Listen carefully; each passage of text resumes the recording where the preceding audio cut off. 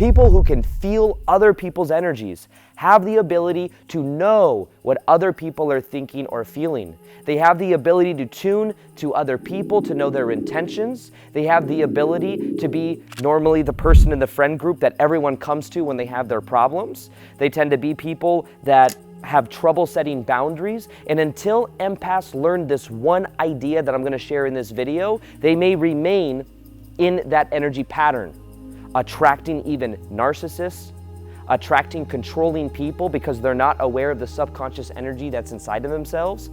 And in this video, what I want to do is share with you what completely has transformed my perception, my energy in general from the inside out, and what I've seen help tens of thousands of people with this one idea that when you begin to embody, completely changes how you show up, how you relate to other people, and how you find safety inside your own body. Now, first off, let's look at the opposite sides of the spectrum, okay? When you say an empath or someone that can feel other people's energy, this is someone that in childhood most likely had a lot of tension in the household. They may have even had a critical parent. They may have had someone in their life that they felt they had to tune to in order to find safety. They might have been the peacemaker in a family where there was a lot of stuff going on. And what happens is, as a survival mechanism, what ability was gained is the ability to tune to other people, to know how other people are feeling and thinking, so that then there is this ability to mitigate how someone is being to ease the tension. So then what happens is, through childhood, if they don't learn, or they don't, you'll see it's called individuate, if they don't learn how to embody more of their own energy and how to feel safe inside their own body, they will continue to be a doormat for other people. They will continue to also many times attract narcissists. And let me show you why. So if you think about this spectrum right here, you have an empath, someone that maybe has they're not in their own body, so there's a more fragile sense of self. And what happens is, as a kid, it wasn't safe, it wasn't empowered to be different, to be an individual. And therefore, there was this ability to tune to other people to get their needs met. Now, what happens is, on the other side of the spectrum, the opposite side, you may have that of a narcissist. A narcissist is somebody that in order to get their own needs met, and they have a false sense of self. So whereas there's this unrealized sense of self within the empath, normally depending on the spectrum, there is that of a false sense of self that's being projected onto other people.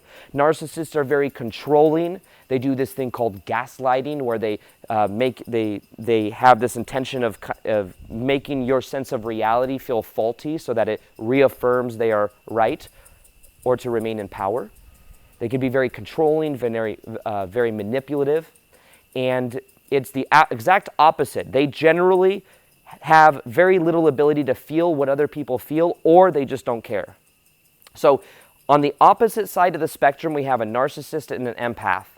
Now, what many times happens is empaths will attract narcissists.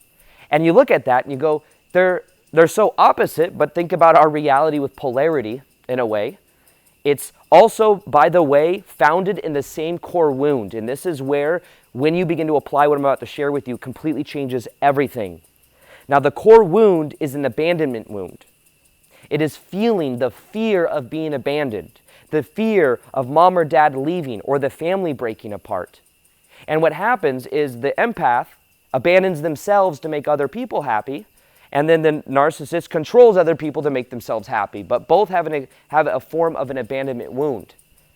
Now, the thing that you want to become aware of is, where in your life are you abandoning yourself? And where are you even in your own body to know the difference between what is called self and other? This is a huge part of this process. And when I learned something called the frame technique, which is one of the most powerful techniques I've shared on YouTube, I get messages and DMs all the time from people that say this one technique has completely changed their life. It has to do with feeling safe inside of your own body and not taking accountability for other people. Now, there's actually something to be learned, by the way, as an empath or someone that can feel other people's energy, from tracking that of a narcissist. What if, in a way, in our reality, There are lessons we came here to learn. And until we actually learn the lesson, we continue to repeat it. And this is why narcissists are attracted to empaths. And what happens is they keep doing it even though the faces may change, and they wonder why. Well, think about this too. A narcissist, their only options are people that are unaware of their patterns and people they can manipulate.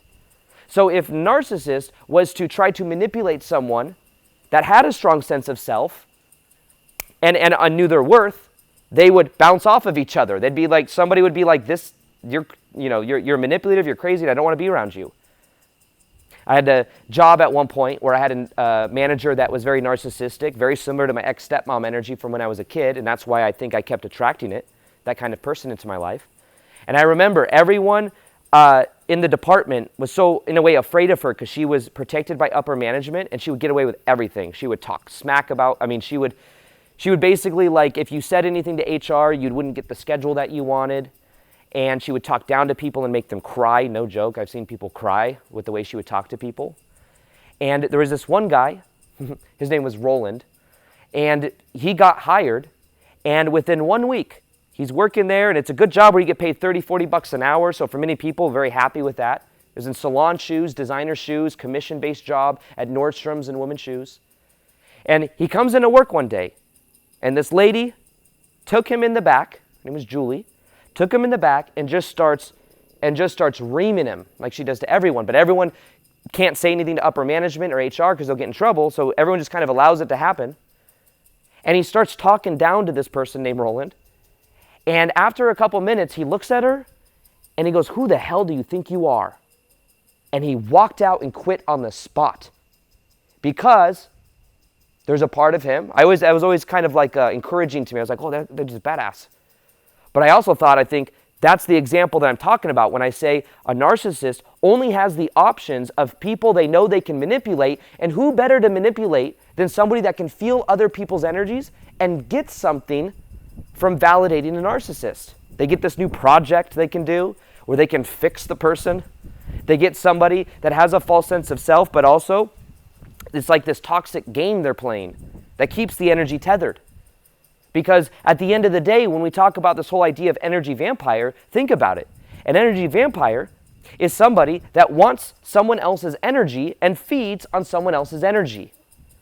So what can happen is, even though the narcissist is very overtly taking energy from other people, the empath has a different way to get it.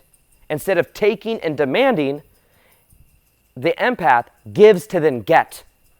If I can be the one person, because the narcissist doesn't have as many options because people eventually find out about them, then I can give to them, I can fix them, they'll never leave me because of the abandonment wound. Don't want anyone to leave. So, interestingly enough, that belief will keep them tethered to that kind of energy.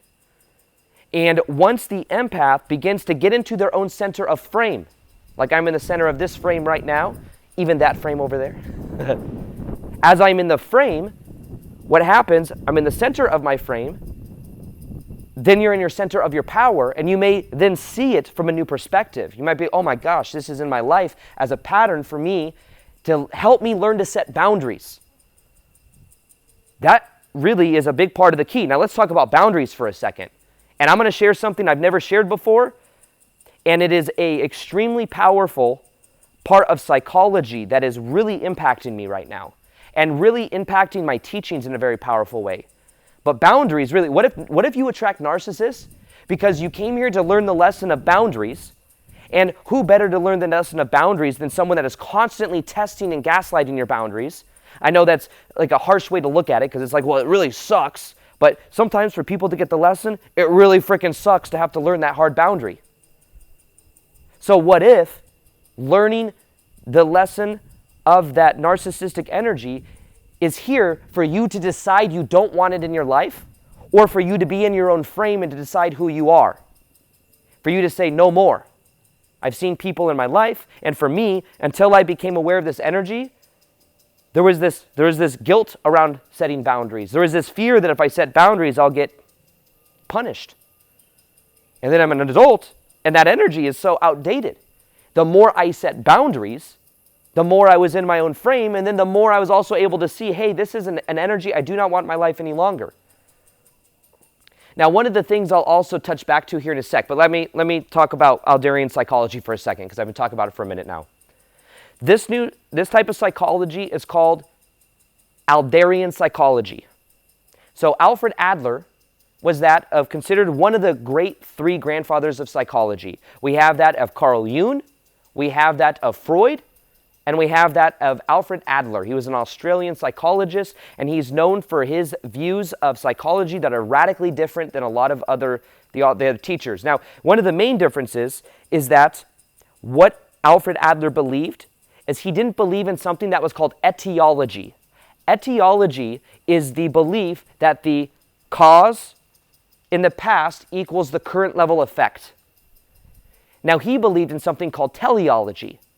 Teleology is that the past does not equal the present, but in fact, we have present level goals that are subconscious, and those present level goals will find evidence in the past to reaffirm the present goal. So the idea is that you may think you want to attract love. Why can't I attract love? And you may say, like, why is that? And it's like, oh, because of my childhood, my parents divorced, and this happened, this happened, this happened. That's why. My past equals my present. Now, the freedom of this is you realize the past does not have to equal the present. Now, in my teachings, I still like to look at and become aware of the subconscious parts of our past that may equal to the present moment energy. However, knowing that there's a subconscious goal there, I find very powerful. And also, some people get caught up in the past because they're always looking for the childhood dynamic, and they just keep going into it, keep recreating it. But the power of teleology is that once you become aware of the subconscious goal, you can then see that you reaffirm that subconscious goal by looking into your past memory. So somebody that says, somebody may have a goal to actually, they think they want to be in a relationship, but it actually might be safer for them to be single.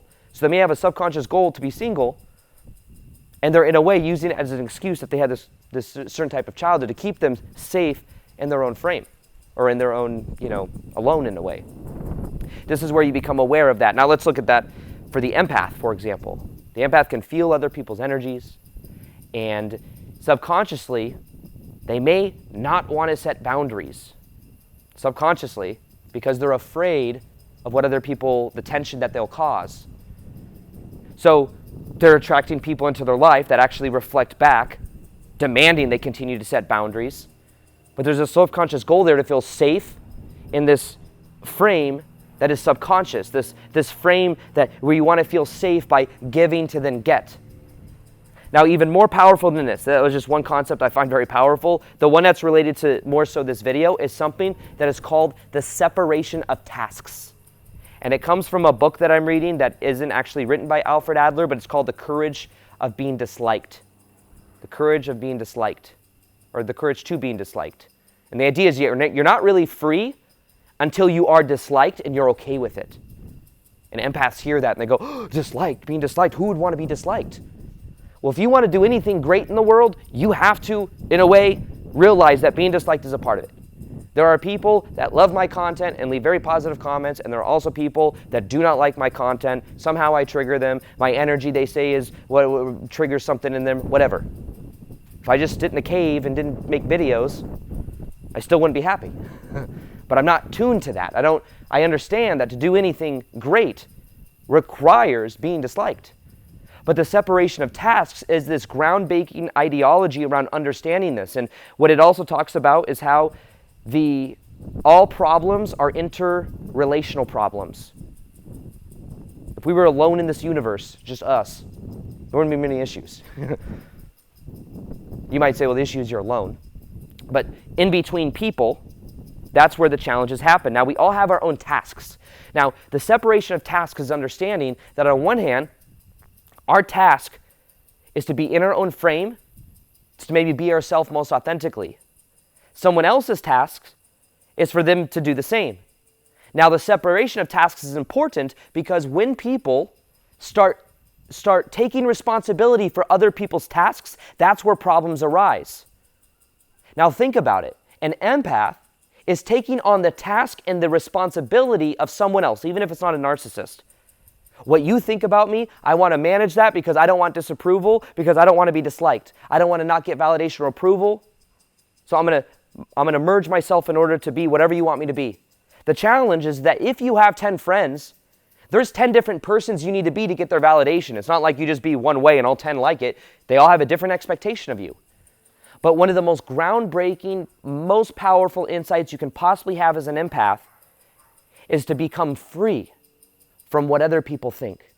It's to become free inside of your own body and to understand that if someone doesn't like who you are, that's their task, not yours. It is not your task to manage what other people think and feel about you. It is your task to manage and look at how you feel about you. And notice that the most magnetic people are the ones that own themselves 100% and that give themselves the most permission to be themselves. There's times I'm around people, and I could be, sometimes, I'm an esoteric person, like an esoteric kind of eccentric person. And I found that the more I just own it, even if people don't like it, they don't agree with it, they respect it. Because I'm being myself. And sometimes it may even trigger people because maybe they're not giving themselves, or there's not that acceptance there or whatever. But that's not my task. There's a Mac Drake song called That's Not My Job. Anything else? It's not my job. That's not my job. And in a similar way, it's like, that's not my task. That's not my task. It's not my task to manage how you think about me. It's not my task and it's not your task. It's also, I'm not going to project my responsibility onto you to give me what I feel I didn't get growing up. So the power in this is understanding this idea of separation of tasks, of being inside of your own energetic field, not needing anything from anyone else, in the sense that you're trying to draw source from outside in. Now the power is in understanding that you can draw the power from inside of yourself. And that when you begin doing that, it changes everything. Literally everything will change in your life when you begin to have that awareness. Now, one of the other things that will change your life more than anything else is this. When we feel like a leaf in the wind, and when there's this label of an empath, and also the shame. I want to say that when we're talking about empaths and energy vampires, the one thing I don't want to do is for you to believe that this is something that you need to feel shame about. I'm just trying to help you become aware of the subconscious energy. Because when I became aware of that, I saw that this is something that you can transform just by the awareness. Now, I remember when I was told growing up from, I'm not going to go into the whole story if you've been watching my channel for a while, but from 7 to 17, having a controlling ex-stepmom in my life, she left. I wasn't able to really have friends. I wasn't able to go to school. I had to earn going to school activities and stuff. After that, I worked at Nordstrom Rack and then eventually Nordstrom's for 5-6 years. And when I worked there, that was when my personality started coming out. I started to become much more loud. Because I wasn't allowed to really have friends or anything back then, so all of a sudden I'm being loud. And one thing people would tell me a lot is they'd say, what's wrong with you? Why do you have so much energy? Because I had so much energy. What's wrong with you? What's wrong with you? Why do you have so much energy? And I would say, there must be something wrong with me. And then I go to a doctor, and they say, oh, you can't focus. Here's some Adderall. And then I was like, there's something wrong with me. Shame. There's something wrong with me. I need to fix this. And a huge part of the healing was when I realized there's nothing wrong with me. I just have a lot of energy. And then I learned meditation and I balanced out my own energy. When it comes to being an empath, and we're talking about energy vampires, my intention isn't for you to go, there's something wrong with me, I'm some energetic vampire that I need to feel shame about. It's more so about just becoming aware that you can begin to become aware of this pattern and to realize in a certain way also, though sometimes people say, well, it's a superpower. You can tune to other people, it's a superpower. That sometimes also falls under what's called the grandiose side of perspective. Grandiose is like feeling special. It's like, I'm a starseed, Pleiadian, starfish empath that can feel other people's energy. The challenge with that is that then sometimes there's I'm special. And it's a way of justifying it, which keeps you locked in the pattern. It keeps you sometimes locked in the toxic energy. So what I recommend is to have neither perspective, really. It's not bad, it's not good, it's just a pattern you're becoming aware of. This is where a lot of transformation also happens, because you may think thoughts, but you are not your thoughts. You may feel emotions, but you're not your emotions. You may become aware of patterns, but you're not even your patterns. I used to be labeled as ADHD, and I took Adderall in order to focus. Now, I just meditate, I don't consider myself to have ADHD. This is just my experience. I'm not a doctor or anything. This is something that for me, I was able to redefine and not feel shame about. And then some people say, oh, I have ADHD, I'm special. But to be able to reframe it was powerful for me though for a while. I'm like, I just have a lot of energy. Not like I'm better than everyone, but someone's aware of anyways. Let's get back to this thing. So we're going deep. We're going pretty deep in this video. Like, here's one of the core things of all my teachings that I teach at live events that helps a lot of people. And it's understanding when we're kids, what we do many times is, as kids, our mom and our dad to us are gigantic beasts in a way. I don't mean beasts in a negative way necessarily. I'm just saying they're huge. We're this big, they're this big. We see them as authority. So whatever they say and whatever they do, we think of as law as kids. Now what happens is if you were criticized as a kid, you might find yourself critical of yourself. But one of the things that happens is if mom or dad were to divorce when you were a kid, for example, instead of thinking that mom and dad maybe didn't have their stuff figured out or maybe they weren't good for each other, as kids, we think everything is our fault. Mom and dad divorced because I'm not worthy.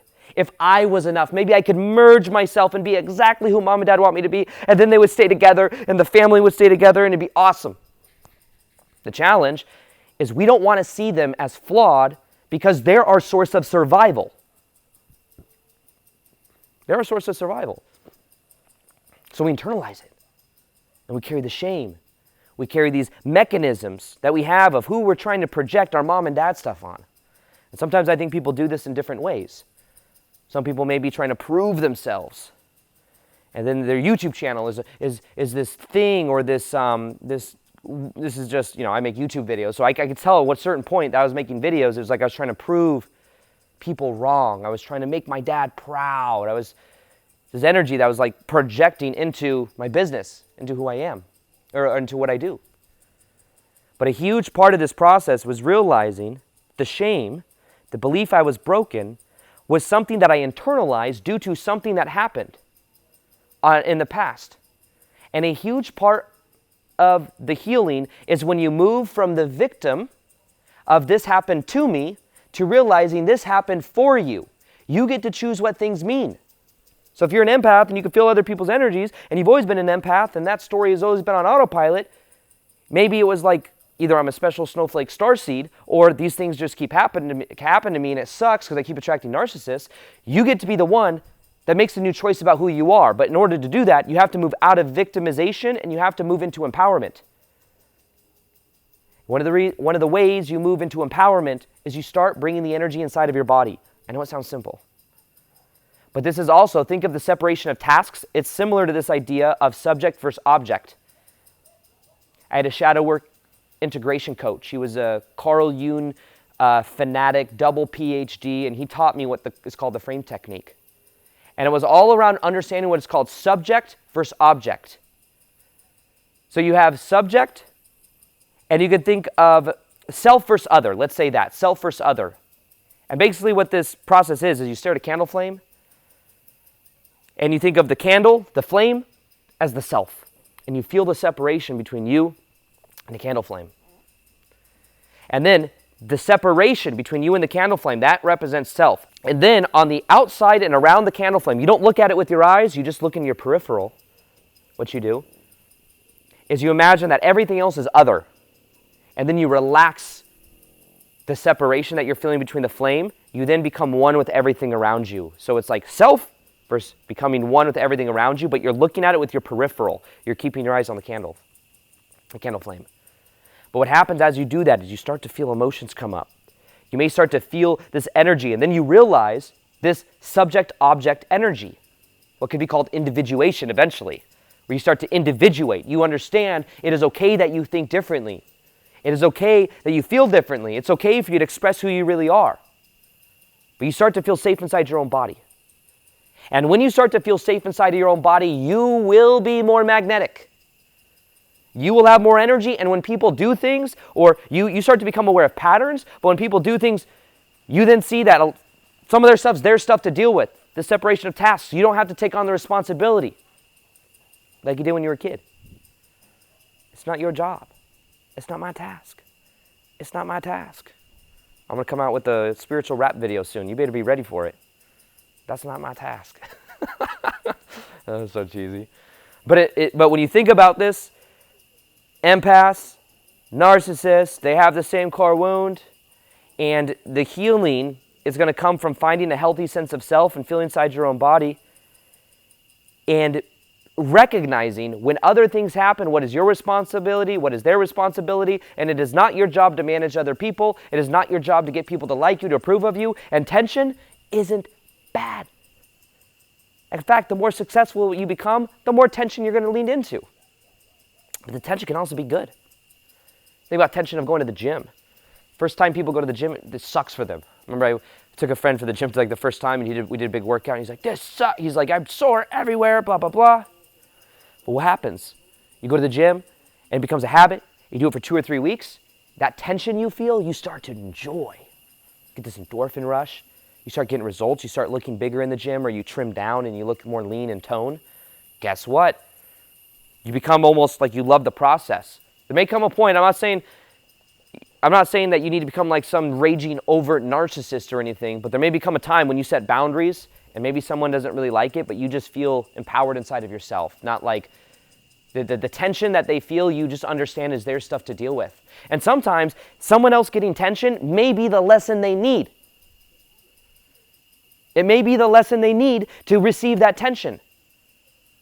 So they have something to actually look at. Like if you're going out with friends or something, and you always say yes to your friends, and you've always said yes, but you always abandon yourself to do so. And then all of a sudden you feel like, I need to focus on something else, and you say it, and they get mad or angry. That might be good for them. Maybe they need to codependently not rely and try to control you or manipulate you. Because in truth, we may come here to learn the lesson of boundaries. We may come here to learn the lesson of unconditional love. And if you're afraid of being yourself because you might not get the love from other people, understand, that is conditional love and it is not real love. Stop enabling other people. Let them learn their lesson. By you being the most powerful, empowered part of yourself. Now I'm going to be doing a frame technique workshop in my brand new community called the High Vibe Tribe. It's completely free to join. You go and click the link below and join that group. I'll be doing live meditations, live workshops. There's a community in there. There's meditations in there. I'm going to be doing a live workshop on this coming up soon. You can check that out if you're interested. And other than that, if you want a video, one of my most popular videos of a live event where I talk about the deeper core of what's called the still face experiment and how this will completely change the way you view your own energy. It was at a live event that I did. I'm going to go ahead and link this video right here. So empaths, people that can feel other people's energy. This is both a superpower and sometimes a curse on the other side of the spectrum. Because you gain out of survival this amazing ability to tune to everybody else. You know when you walk into a room how people feel about you. You know how the friends in your life feel when you say you don't want to do something.